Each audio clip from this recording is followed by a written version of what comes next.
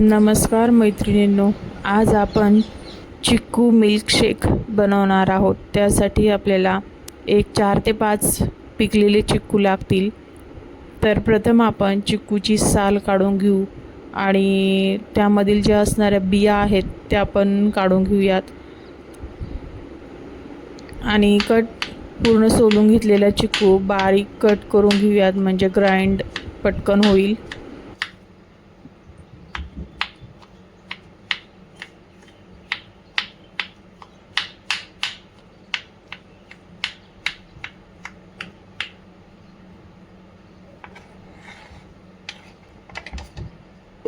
बारीक केलेल्या चिक्कूच्या फोडी आपण मिक्सर जारमध्ये टाकून घेऊयात।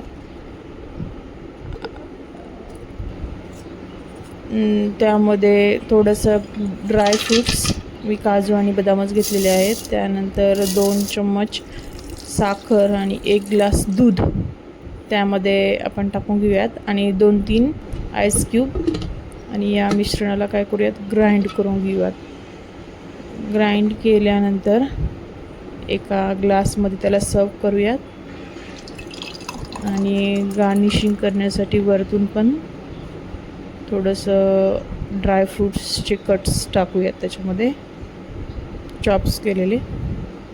तर पहा, अशा प्रकारे आपला चिक्कूचा थंड थंड मिल्कशेक तयार झालेला आहे।